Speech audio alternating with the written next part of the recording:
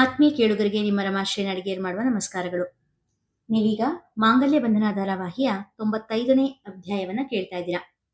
ಕತೆ ಪ್ರಾರಂಭ ಮಾಡೋದಕ್ಕೂ ಮೊದಲು ಯಾರ್ಯಾರು ಇನ್ನು ನಮ್ಮ ಚಾನೆಲ್ನ ಸಬ್ಸ್ಕ್ರೈಬ್ ಮಾಡ್ಕೊಂಡಿಲ್ಲ ಅವರೆಲ್ಲ ದಯವಿಟ್ಟು ಚಾನೆಲ್ನ ಸಬ್ಸ್ಕ್ರೈಬ್ ಮಾಡ್ಕೊಳ್ಳಿ, ಕಥೆಯನ್ನ ಲೈಕ್ ಮಾಡಿ, ಶೇರ್ ಮಾಡಿ, ನಿಮ್ಮ ಅಭಿಪ್ರಾಯ ತಿಳಿಸಿ, ಪ್ರೋತ್ಸಾಹಿಸಿ. ಈಗ ಕಥೆಯ ಮುಂದಿನ ಭಾಗಕ್ಕೆ ಹೋಗೋಣ. ಶೋಭಾ, ನನ್ನ ಜಾನಕಿ ಹತ್ರ ಕರ್ಕೊಂಡು ಹೋಗಮ್ಮ ಎಂದವರೇ ದುಡುದುಡನೆ ಅಂಗಳಕ್ಕೆ ಇಳಿದರು ಯಶೋಧ. ಅತ್ತೆ ಇರಿ, ಅಷ್ಟು ಜೋರಾಗಿ ಹೋಗ್ಬೇಡಿ. ನಿತ್ಯ, ನೀನು ಬಾರೆ ಜೊತೆಗೆ ಎಂದು ಮಾತನಾಡುತ್ತಲೇ ಅತ್ತೆಯ ಹಿಂದೆಯೇ ಅಂಗಳಕ್ಕೆ ಬಂದರು ಶೋಭಾ. ಜಾನಕಿ ಹಾಗೆಲ್ಲ ವ್ರತ ಮಾಡ್ತಾ ಇದ್ದಾಳೆ ಅಂದ್ರೆ ಅವಳಿಗೆ ಕೋದಂಡನ ಬಗ್ಗೆ ಏನಾದ್ರೂ ಗೊತ್ತಾಗಿರುತ್ತೆ. ಮಹಾಸಾಧ್ವಿ ಅವಳಿಗೆ ಎಲ್ಲ ಗೊತ್ತಾಗಿರುತ್ತೆ. ಅಯ್ಯೋ ದೇವ್ರೆ, ನನ್ನ ಕೋದಂಡನ್ ಕಾಪಾಡಪ್ಪ, ಅವನನ್ನ ಎಲ್ಲ ಅಪಾಯದಿಂದಲೂ ರಕ್ಷಿಸು ತಂದೆ, ಕಾಪಾಡಪ್ಪ. ಆಕಾಶ ನೋಡಿ ಕೈ ಮುಗಿಯುತ್ತಾ ಹೇಳಿಕೊಂಡರು ಯಶೋಧ. ಓಡು ನಡಿಗೆಯಲ್ಲಿ ಆಚಾರ್ಯರ ಮನೆ ಕಡೆ ಧಾವಿಸಿದರು. ಅವರ ಹೆಜ್ಜೆಗೆ ಸಮವಾಗಿ ಶೋಭಾ ಹಾಗೂ ನಿತ್ಯ ಕೂಡ ಓಡಿದರು. ಜಾನು, ಜಾನಕಿ, ಜಾನು ಎಂದು ಜಾನಮ್ಮನವರ ಹೆಸರಿಡಿದು ಕೂಗುತ್ತಾ ಆಚಾರ್ಯರ ಮನೆ ಅಂಗಳಕ್ಕೆ ಬಂದರು. ಅಷ್ಟರಲ್ಲಾಗರೆ ಅವರ ಮಗನ ಬಗ್ಗೆ ಚಿಂತಿಸಿ ರಕ್ತದೊತ್ತಡ ಹೆಚ್ಚಾಗಿತ್ತು. ಜಾನಕಿಯ ಹೆಸರಿಡಿದು ಕೂಗುತ್ತಲೇ ಅಂಗಳದಲ್ಲಿ ಬಿದ್ದೇ ಬಿಟ್ಟರು. ಅಯ್ಯೋ ಅತ್ತೆ, ಏನಾಯ್ತು? ಶೋಭಾ ತಟ್ಟನೆ ಬಂದು ಯಶೋಧ ಅವರನ್ನು ಹಿಡಿದುಕೊಂಡರು. ಯಾಕತ್ತೆ ಇಷ್ಟು ಅರ್ಜೆಂಟ್ ಮಾಡ್ತೀರಾ? ನಿಧಾನಕ್ಕೆ ಬರಬಾರ್ದಾ? ಶೋಭಾ ಆಕ್ಷೇಪಣೆಯ ದನಿಯಲ್ಲಿ ಹೇಳಿದರು. ಅದರಲ್ಲಿದ್ದಿದ್ದು ಕಾಳಜಿಯೇ. ಅತ್ತೆ ತನ್ನನ್ನು ಕೂಗಿದ್ದು ಕೇಳಿದರೂ ಜಾನಕಿಯವರು ದಟ್ಟೆಂದು ಎದ್ದು ಬರುವ ಸ್ಥಿತಿಯಲ್ಲೇ ಇರಲಿಲ್ಲ. ಜಾನಕಿಯವರ ಬದಲಿಗೆ ಭೂಮಿ ಜಗಲಿಯ ಬಳಿ ಬಂದಿದ್ದಳು. ಏನಾಯ್ತಜ್ಜಿ, ಯಾಕೆ ಹಿಂಗೆ ಓಡ್ ಬಂದಿದ್ದೀರಾ? ಯಾಕೆ ಬಿದ್ದು ಬಿಟ್ರಿ? ಹುಷಾರಿಲ್ವಾ? ಮೆಟ್ಟಲಿಳಿದು ಯಶೋಧ ಅವರ ಬಳಿ ಬಂದಳು. ಭೂಮಿ, ನನ್ ಕಂದ ಜಾನು ಎಲ್ಲಮ್ಮ? ದೀನ ದನಿಯಲ್ಲಿ ಕೇಳಿದರು. ಅತ್ತೆ ಒಳಗಡೆ ರೂಮಲ್ಲಿ ಮಲಗಿದಾರಜ್ಜಿ, ಬನ್ನಿ ಅಲ್ಲಿಗೆ ಹೋಗೋಣ. ನಿತ್ಯ ಹಾಗೂ ಭೂಮಿ ಯಶೋದಮ್ಮ ಅವರಿಗೆ ಆಧಾರ ಕೊಟ್ಟು ನಿಧಾನವಾಗಿ ನಡೆಸಿಕೊಂಡು ಹೋದರು. ಮಂಚದ ಮೇಲೆ ಮಲಗಿದ್ದ ಜಾನಕಿಯನ್ನು ನೋಡಿ ಯಶೋಧ ಅವರ ಕರುಳು ಕಿವಿಚಿದಂತಾಯ್ತು. ಅಯ್ಯಯ್ಯೋ, ಇದೇ ನಮ್ಮ ಜಾನು, ಹಿಂಗಾಗಿ ಹೋಗಿದ್ಯಾ? ಯಾಕೆ ಸೋತ್ ಹೋಗಿದ್ಯಾ ತಾಯಿ? ಅಕ್ಕರೆಯಿಂದ ಕೇಳಿದರು ಯಶೋಧ. ಏನಾಗಿದೆ ಅತ್ತೆ?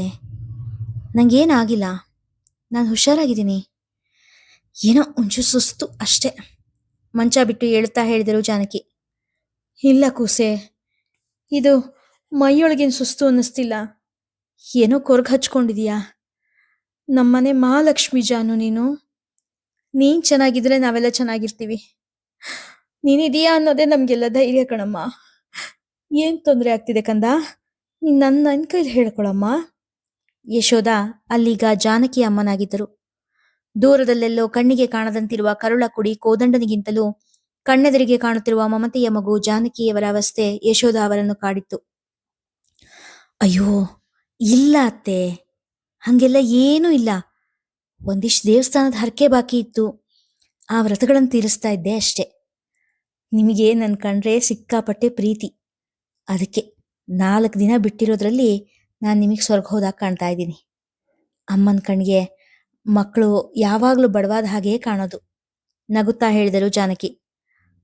ನಂಗೆ ನಿನ್ನ ಅವಸ್ಥೆ ನೋಡೋಕ್ಕಾಗ್ತಿಲ್ಲ ಜಾನು, ಪ್ರೀತಿಯಿಂದ ಮೈದಡುತ್ತಾ ಹೇಳಿದರು ಯಶೋಧ.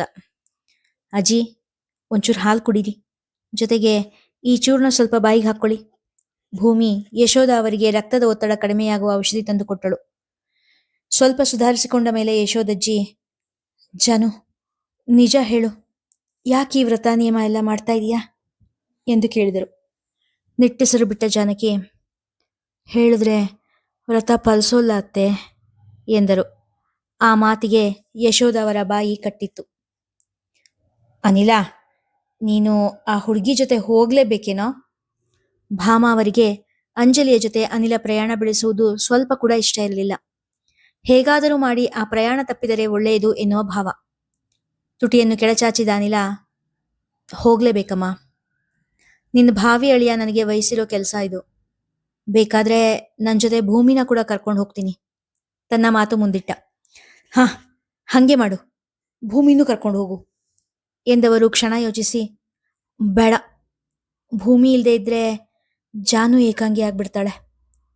ಮೊದಲೇ ಅವಳು ಮೌನಿ, ಇನ್ ಭೂಮಿನೂ ಇಲ್ಲದೆ ಇದ್ರೆ ಮೂಕಿನೇ ಆಗ್ಬಿಡ್ತಾಳ ಅಷ್ಟೆ. ಜಾನಕಿ ನಾದಿನಿಯಾದರೂ ಅವಳ ಮೇಲೆ ಹೆತ್ತ ಮಗಳಷ್ಟೇ ಕಾಳಜಿ ವಾತ್ಸಲ್ಯ ಭಾಮಾವರಿಗೆ. ಇನ್ನೇನ್ ಮಾಡ್ಲಿ ಹೇಳು ಎಂದವನ ಮಾತಿಗೆ ಬದಲು ಹೇಳಲು ಅಶಕ್ಯವಾಯಿತು ಭಾಮಾವರಿಗೆ. ಶ್ರೀರಾಮ, ನನ್ನ ಮಕ್ಕಳ ಜೀವನ ನಿನ್ ಮಡ್ಲಿಗೆ ಹಾಕಿದ್ದೀನಪ್ಪ, ನೀನೇ ಕಾಪಾಡಿ ಕೈ ಹಿಡಿದು ನಡೆಸಬೇಕು ಎಂದು ಬೇಡಿಕೊಳ್ಳುವುದರ ಹೊರತಾಗಿ ಅವರಿಗೆ ಬೇರೆ ಯಾವ ದಾರಿಯೂ ತೋಚಲಿಲ್ಲ. ಒಂದಿಷ್ಟು ದಿನಗಳ ಪರಿಚಯವೇ ಆದರೂ ಅನಿಲ ಭಾರತೀಯ ಹೃದಯದಲ್ಲಿ ಭದ್ರವಾಗಿ ಬೇರೂರಿದ್ದ. ಅವನ ಹೃದಯ ಮಿಡಿತದ ಅರಿವು ಸ್ಪಷ್ಟವಾಗಿ ಇಲ್ಲದೆ ಹೋಗಿದ್ದರೂ ಭಾರತೀಯ ಮನ ಅವನೊಡನೆ ನೂರಾರು ಕನಸುಗಳನ್ನು ಕಟ್ಟಿತ್ತು. ಆದರೆ ಆ ಕನಸುಗಳು ಈಗ ಒಡೆದು ಹೋಗಿ ಸಾವಿರಾರು ಚೂರುಗಳಾಗಿ ಅವಳ ಕಣ್ಣನ್ನೇ ಚುಚ್ಚುತ್ತಿತ್ತು. ಅವನ ನಡೆ, ನುಡಿ, ಸ್ವಭಾವ ಅಷ್ಟೇ ಅಲ್ಲದೆ ಅವನ ಸ್ನೇಹಪರ ನಡವಳಿಕೆ ಎಲ್ಲವೂ ಭಾರತೀಯ ಮನಸ್ಸನ್ನು ಅನಿಲ್ನ ಕಡೆ ಸೆಳೆದಿತ್ತು. ತನ್ನದೊಂದು ಪುಟ್ಟ ಲೋಕ ಕಟ್ಟಿಕೊಂಡು ಅದರಲ್ಲಿ ಹಾಯಾಗಿದ್ದ ಭಾರತಿಗೆ ಈಗ ಅನಿಲ ಅಂಜುವಿಗೆ ಸ್ವಂತ ಇರಬಹುದು ಎಂಬ ಮಾತನ್ನು ಅರಗಿಸಿಕೊಳ್ಳಲು ಬಹಳವೇ ಕಷ್ಟವಾಗುತ್ತಿತ್ತು. ತಾನು ನಿಂತಿದ್ದ ನೆಲವೇ ಬಿರಿದು ಹೋದಂತೆ, ತಲೆಯ ಮೇಲಿದ್ದ ಆಕಾಶವೇ ಕರಗಿ ಹೋದಂತಾಗಿತ್ತು. ಅದೆಷ್ಟೋ ಹೊತ್ತು ಮುಗಿಲೇ ಕರಗಿ ಹೋಯ್ತೇನೋ ಎನ್ನುವಂತೆ ಭೋರಾಡಿ ಹತ್ತಿದ್ದಳು ಭಾರತಿ. ಅನಿಲ್ನ ನೆನಪುಗಳೆಲ್ಲ ಕಣ್ಣೀರ ರೂಪದಲ್ಲಿ ಹರಿದು ಹೋಗಲಿ ಎಂಬಂತೆ ಕಣ್ಣೀರು ಸುರಿಸಿದಳು.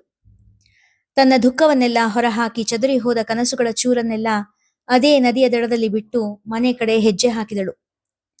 ಭಾರತಿ ಮನೆ ಬಾಗಿಲಿಗೆ ಬರುವಾಗ ಅನಿಲ ಅಂಜಲಿ ಜೊತೆಗೆ ಕಾಶಿಗೆ ಹೊರಡುತ್ತಿದ್ದ. ಮನೆಯ ಹೊಸ್ತಿಲು ದಾಟುತ್ತಿದ್ದ ಅನಿಲ್ನಿಗೆ ಭಾರತಿಯನ್ನೇ ಕೊಂಡೊಡನೆ ಹಿಂದಿನ ದಿನ ತಾನು ಭೂಮಿಯೊಡನೆ ಆಡಿದ ಮಾತುಗಳು ನೆನಪಾಗಿತ್ತು. ಇಷ್ಟು ಹೊತ್ತು ಮಸ್ತಿಷ್ಕದಿಂದ ಮರೆಯಾಗಿದ್ದ ವಿಷಯ ಕಣ್ಣ ಮುಂದೆ ಬಂದು ನಿಂತಾಗ ಅನಿಲ್ನಿಗೆ ಕಸಿವಿಸಿಯಾಯಿತು. ಭಾರತಿ, ಒಂದ್ ನಿಮಿಷ ಎಂದ. ಅನಿಲನ ಕರೆ ಕೇಳಿ ಭಾರತಿ ಅಲ್ಲೇ ನಿಂತಳು. ಒಂದೊಮ್ಮೆ ಈ ಕರೆ ಕೇಳಿದರೆ ಸಾಕು ಎಂದು ಬಯಸುತ್ತಿದ್ದ ಜೀವಕ್ಕೆ ಇಂದೇಕೋ ಆ ಕರೆ ಕಿವಿಗೆ ಬೀಳುವುದೇ ಬೇಡ ಎನಿಸಿತ್ತು. ಇಷ್ಟರವರೆಗೆ ಸಂಭಾಳಿಸಿದ್ದ ಹೃದಯ ಮತ್ತೆಲ್ಲಿ ಆ ಕರೆಯಲ್ಲಿನ ಮಾರ್ಧವತೆಗೆ ಸೋಲುವುದೋ ಎಂದು ಬೆದರಿದಳು. ಅನಿಲ್ನ ಕಡೆ ದೃಷ್ಟಿ ಬೀರದೆ ಹೇಳಿ ಎಂದಳು. ನಾನು ನಿಮ್ಮ ಹತ್ರ ಒಂದು ಮುಖ್ಯವಾದ ವಿಷಯ ಮಾತಾಡಬೇಕಿತ್ತು. ಆದರೆ ಈಗ ನಾನು ಕಾಶಿಗೆ ಹೊರಡಲೇಬೇಕಾಗಿದೆ. ಬಂದ ಮೇಲೆ ವಿರಾಮವಾಗಿ ಕೂತ್ ಮಾತಾಡ್ಬೋದು ಅಲ್ವಾ ಎಂದು ಕೇಳಿದ. ಕ್ಷಮಿಸಿ, ಬಹುಶಃ ಆಗೋದಿಲ್ಲ. ನನ್ನ ತಂದೆ ನನಗೆ ಮದುವೆ ನಿಶ್ಚಯ ಮಾಡಿದ್ದಾರೆ. ಮುಂದಿನ ವಾರದಲ್ಲೇ ನಿಶ್ಚಿತಾರ್ಥ. ಹಾಗಾಗಿ ನಾನು ಊರಿಗೆ ಹೋಗಬೇಕಾಗಿದೆ ಎಂದಳು ಮತ್ತೆ ಮುಂದಿನ ಮಾತುಕತೆಗೆ ಅವಕಾಶವಿಲ್ಲದಂತೆ. ಅನಿಲ್ನಿಗೆ ಅವಳ ಮಾತು ಕೇಳಿ ನಿರಾಸೆಯಾಯಿತು.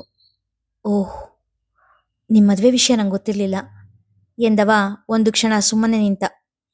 ಭಾರತಿ ಕಿರುಗಣ್ಣಿನಲ್ಲಿ ಅನಿಲ್ನ ಕಡೆ ನೋಡಿದಳು. ಏನೋ ಯೋಚಿಸುವಂತಿತ್ತು ಮುಖಭಾವ. ಕಣ್ಣಲ್ಲಿ ಅದಾವ ಭಾವನೆ ಇತ್ತೋ ಓದುವುದು ಅಸಾಧ್ಯವೆನಿಸಿತು ಭಾರತಿಗೆ. ಸತ್ಯ, ನಾನು ಅವ್ರನ್ನ ಮದುವೆ ಆಗ್ಬೇಕು ಅಂತ ಅನ್ಕೊಂಡಿರೋದನ್ನ ಹೇಳದೇ ಇರೋದೇ ಒಳ್ಳೆದಾಯ್ತು ಎಂದುಕೊಂಡ ಅನಿಲ ಮುಗುಳು ನಗುತ್ತಾ, ಕಂಗ್ರಾಟ್ಸ್, ನಿಮ್ಮ ಮದುವೆಗೆ ಖಂಡಿತ ನಾನು ಬರ್ತೀನಿ ಎಂದು ಹೇಳಿ ಮೆಟ್ಟಿಲಿಳಿದು ಹೋದ.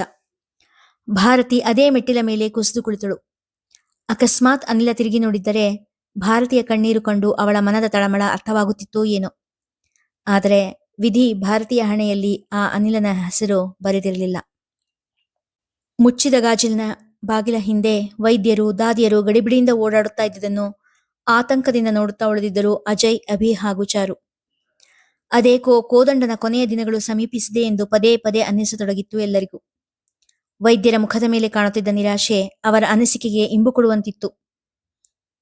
ಕೊನೆಗೊಮ್ಮೆ ತಮ್ಮ ಪ್ರಯತ್ನ ಕೈಚೆಲ್ಲಿದ ವೈದ್ಯರು ಅಜಯ್ನ ಬಳಿ ಬಂದು, ಕಷ್ಟ ಅನ್ನಿಸ್ತಿದೆ, ನೋಡೋಣ, ದೇವರಿದ್ದಾನೆ, ಅವನ ಮೇಲೆ ನಂಬಿಕೆ ಇಡಿ ಎಂದು ಹೇಳಿದೆ ಹೋದರು. ಕೋದಂಡನ ಉಸಿರು ಕ್ಷಣ ಕ್ಷಣಕ್ಕೂ ಕ್ಷೀಣಿಸುತ್ತಿತ್ತು. ಅಮ್ಮ, ಮಲಗಿದ್ದ ಜಾನಕಿ ತಟ್ಟೆಂದು ಎದ್ದು ಕುಳಿತರು. ಭೂಮಿ, ಭೂಮಿ ಕರೆದವರ ದನಿಯಲ್ಲಿ ಅದೇನೋ ಆತಂಕ, ಕಳವಳ. ಹಾತೆ ಒಂದೇ ಕೂಗಿಗೆ ಅವರ ಪಕ್ಕ ಬಂದು ನಿಂತಳು ಭೂಮಿ. ಹಂಡೆಲಿ ಬಿಸಿನೀರಿದೆಯಾ ಮಂಚದಿಂದ ಇಳಿಯುತ್ತಾ ಕೇಳಿದರು ಜಾನಕಿ. ಹಾತೆ ಇದೆ, ಆದ್ರೆ ಈ ಹೊತ್ತಲ್ಲಿ ಬಿಸಿನೀರು ಯಾಕತ್ತೆ ಅಚ್ಚರಿಯಿಂದ ಕೇಳಿದಳು. ಗೊತ್ತಿಲ್ಲ, ಯಾಕೋ ಜಪ ಮಾಡಬೇಕು ಅನ್ನಿಸ್ತಿದೆ, ಹೊಟ್ಟೆಲಿ ಏನೋ ಸಂಕಟ. ಜಾನಕಿಯವರ ಮನದ ದಿಗಿಲು ಅವರ ಮುಖದಲ್ಲೂ ದನಿಯಲ್ಲೂ ಕಾಣುತ್ತಿತ್ತು. ಭೂಮಿ ಮತ್ತೇನು ಕೇಳದೆ ಬಿಸಿನೀರು ತೋಡಿಟ್ಟು ಸ್ನಾನಕ್ಕೆ ಅಣಿಗೊಳಿಸಿದಳು. ದೇವರ ಮನೆಯಲ್ಲಿ ದೀಪ ಹಚ್ಚಿಟ್ಟು ಜಪಕ್ಕೆ ಬೇಕಾದ ಅನುಕೂಲ ಮಾಡಿಟ್ಟು ದೇವರ ಮನೆಯ ಬಳಿಯೇ ಕುಳಿತಳು. ಜಪಕ್ಕೆ ಕುಳಿತಾಗ ಮತ್ತೇನಾದರೂ ತನ್ನ ಅವಶ್ಯಕತೆ ಬಿದ್ದರೆ ಎಂಬ ಮುಂದಾಲೋಚನೆ ಅವಳದ್ದು. ಸ್ನಾನ ಮಾಡಿ ಮಡಿಯುಟ್ಟು ಸೀದಾ ದೇವರ ಮನೆಗೆ ಹೋಗಿ ಜಪಕ್ಕೆ ಕುಳಿತರು ಜಾನಕಿ. ಹೊತ್ತು ಸಾಗುತ್ತಿತ್ತು. ಜಾನಕಿಯ ಕೈಯಲ್ಲಿನ ಜಪಮಣಿ ತಿರುಗುತ್ತಲಿತ್ತು. ಒಮ್ಮೆ ಜಾನಕಿಯ ಹುಬ್ಬು ಗಂಟು ಹಾಕಿಕೊಂಡರೆ ಮತ್ತೊಮ್ಮೆ ತುಟಿ ಬಿಗಿಯುತ್ತಲಿತ್ತು. ಅವರ ಮುಖದಲ್ಲಿ ಆಗುತ್ತಿರುವ ಬದಲಾವಣೆ ಕಾಣುತ್ತಿದ್ದ ಭೂಮಿಗೆ ಅರ್ಚಕರು ಹೇಳಿದ ಮಾತೆ ಕಿವಿಯಲ್ಲಿ ಪದೇ ಪದೇ ಕೇಳಿದಂತಾಗುತ್ತಿತ್ತು. ಭಾಮ ಅವರಿಗೆ ಜಾನಕಿಯವರ ಕಡೆಗೆ ಗಮನ ಕೊಡಲು ಹೇಳಿ ಅರ್ಚಕರ ಮನೆಯ ಕಡೆ ಓಡಿದಳು ಭೂಮಿ. ಅತ್ತೆ ಅತ್ತೆ ಜಪದಲ್ಲಿ ಮುಳುಗಿದ್ದವಳನ್ನು ದೂರದಿಂದಲೇ ಕರೆದಳು ಭೂಮಿ. ಈ ಕ್ಷಣನೇ ಅವರಿಗೆ ತೀರ್ಥ ಕುಡಿಸು ಭೂಮಿ, ಇಲ್ಲಾಂದ್ರೆ ತೊಂದರೆ ತಪ್ಪಿದ್ದಲ್ಲ. ಗಾಬರಿಯಿಂದ ನುಡಿದಿದ್ದರು ಅರ್ಚಕರು. ಜೀವ ಬಿಗಿ ಹಿಡಿದು ತೀರ್ಥದೊಂದಿಗೆ ಮನೆಗೆ ಓಡಿ ಬಂದಿದ್ದಳು ಭೂಮಿ. ಜಾನಕಿಯವರ ಮುಖದಲ್ಲಿ ಕ್ಷಣ ಕ್ಷಣಕ್ಕೂ ಬದಲಾಗುತ್ತಿದ್ದ ಭಾವಗಳನ್ನು ಕಂಡು ಭೂಮಿಯ ಹೃದಯ ಅಳುತ್ತಿತ್ತು. ಅತ್ತೆ ಅತ್ತೆ ನೀವು ಮಾಡ್ತಾ ಇರೋದು ಸರಿ ಇಲ್ಲ ಅತ್ತೆ, ಪ್ಲೀಸ್ ಜಪ ನಿಲ್ಸಿ ನೀವು, ಅಳುತ್ತಾ ಹೇಳಿದಳು ಭೂಮಿ. ಜಗನ್ನಾಥ ಹಾಗೂ ಭಾಮ ಗಾಬರಿಯಿಂದ ಜಾನಕಿಯ ಕಡೆ ನೋಡುತ್ತಾ ನಿಂತಿದ್ದರು. ಭೂಮಿಯ ಕೂಗು ಜಾನಕಿಯವರಿಗೆ ಕೇಳುವುದೇ? ಅವರಿಗಿರೋ ಆಪತ್ತು ದೂರಾಗುವುದೇ? ಕೋದಂಡನ ಕೊನೆಯ ಆಸೆ ಪೂರೈಸುವುದೇ? ನೋಡೋಣ ಮುಂದಿನ ಸಂಚಿಕೆಗಳಲ್ಲಿ. ಇಲ್ಲಿಗೆ ಇಂದಿನ ಸಂಚಿಕೆ ಮುಕ್ತಾಯವಾಯಿತು. ಸಂಚಿಕೆಯ ಬಗ್ಗೆ ನಿಮ್ಮ ಅಭಿಪ್ರಾಯಗಳನ್ನು ಕಮೆಂಟ್ ಸೆಕ್ಷನ್ನಲ್ಲಿ ತಿಳಿಸ್ತೀರಾ ಅಲ್ವಾ? ಧನ್ಯವಾದಗಳು.